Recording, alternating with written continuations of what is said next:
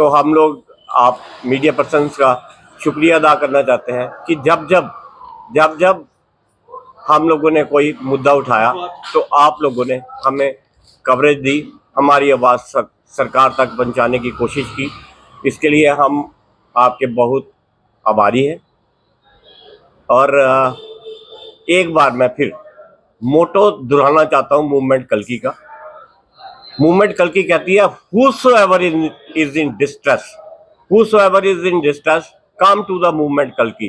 जब आपका कोई साथ न दे रहा हो तो आप कल्कि के पास आइए, मूवमेंट कल्कि के पास आइए। We will try at our level best to solve your problem at any level. जहां भी कहीं होगी आपका कोई प्रॉब्लम गवर्नमेंट के यहाँ या किसी और जगह, तो we will come forward, we will stand with you.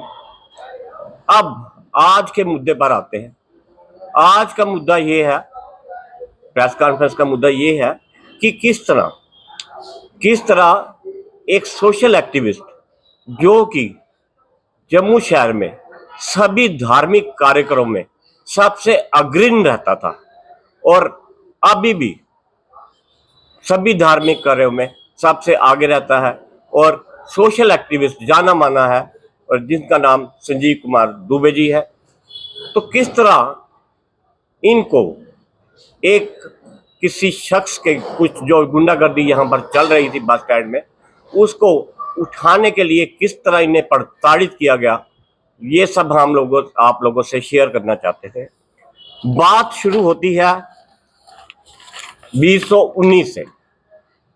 2019 से यहाँ की गुंडागर्दी देखकर इन्होंने एसएसपी साहब को एक लेटर लिखी और लेटर लिखने पे कार्रवाई भी थोड़ी हुई कि एक शख्स जो यहाँ पर सट्टे का व्यापार करता था उसको पकड़ा गया और फिर वो कोर्ट से उसने जुर्माना भुगत कर छूटा भी वो। उसके बाद बढ़ती हुई यहाँ गुंडागर्दी देखकर संजीव कुमार जी एसएसपी साहब को एक कंप्लेंट लिखते हैं।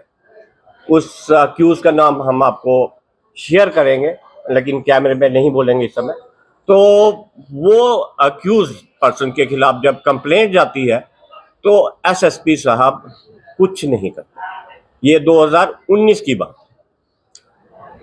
उससे क्षुब्ध होकर, परेशान होकर कि यहाँ तो कुछ हो नहीं रहा और यहाँ के हालात लगातार बिगड़ते जा रहे हैं, तो एक कंप्लेंट 2021 में फिर की गई। इसी मुद्दे को लेकर कंप्लेंट की गई। कंप्लेंट के हफ्ते के अंदर संजीव कुमार जी को यहाँ के जो उस समय के एसएचओ थे, वो भी नाम हम आपको लिखकर बताएंगे, कैमरे पे नहीं बोलेंगे, तो उन्होंने क्या किया, ये दुकान संजीव कुमार जी की है, यहाँ सामने देखिए एटीएम है, सामने 6 कदम के फासले पर, 10 कदम पे यहाँ पुलिस स्टेशन बस स्टैंड हुआ करता था, जो अभी बिल्डिंग सेफ नहीं होने के कारण यहाँ से अभी शिफ्ट किया गया। तो यहाँ से पुलिस वाले डेली गुजरते थे, रोज इनसे मुलाकात होती थी, कई घंटे यहाँ पर बैठ के जाते थे, लेकिन किसी गुंडा एलिमेंट को खुश करने के लिए जिसके खिलाफ ये कंप्लेंट कर रहे थे, उसके प्रसन्न करने के लिए एसएचओ साहब ने इस एटीएम के पास इस एक चिट्टे की रिकवरी दिखा दी गई संजीव कुमार जी के पास, और कहा गया एसएचओ द्वारा कि यहाँ पर ये पुलिस स्टेशन के बिल्कुल सामने 10 कदम पे नाका लगाया गया था और जब एक नामालूम शख्स यहाँ से गुजरने लगा, ये जो एफआईआर इनकी कह रही है, यहाँ से गुजरने लगा तो पुलिस को देखकर वो डर गया और यहाँ से उसने भागने की कोशिश की। वह अनजान शख्स था। अब सवाल ये उठता है, ये how come it is possible कि 10 कदम पे आपके पुलिस स्टेशन है, बंदा यहाँ से 25 साल से यहाँ ट्रैवल एजेंसी कर रहा है और that is not known, that fellow is not known to the police officer. और जब नाके की बात आती है तो ये एटीएम जहां पर ये नाका वो कहते हैं लगाया था, अरे भाई 10 कदम पे आगे पुलिस स्टेशन के आप नाका लगा रहे हो, यहाँ ना तो एग्जिस्ट पॉइंट है बस स्टैंड का, ना एंट्री पॉइंट है, तो आपने कहां से नाका लगाया? अब फिर भी चलो माना आपने नाका लगाया, तो ये कैसे हो गया कि आप इनको जानते नहीं थे? आपकी एफआईआर कह रही है, एफआईआर कह रही है he was an unknown person, और यहां से उसने भागने की कोशिश की। और जब रिकवरी दिखाते हैं तो रिकवरी दिखाते हैं ये बिना किसी एग्जीक्यूटिव मैजिस्ट्रेट के जब्त करना दिखाते हैं। और इस बात के बाद आपको ध्यान देने जो की बात यह भी है कि वही पुलिस ऑफिसर 4 महीने के वक्फे के अंदर यहां से 17 रिकवरी ये चिट्टे की दिखा रहा है। यहां पर 17, वो भी डिफरेंट आदमियों से 17 रिकवरियों से। उसको अपनी डिसेंट की आवाज उसे मंजूरी नहीं थी, उसे ये नहीं, जो आदमी उसके सामने बोला उस पर चिट्टा डाल दिया गया।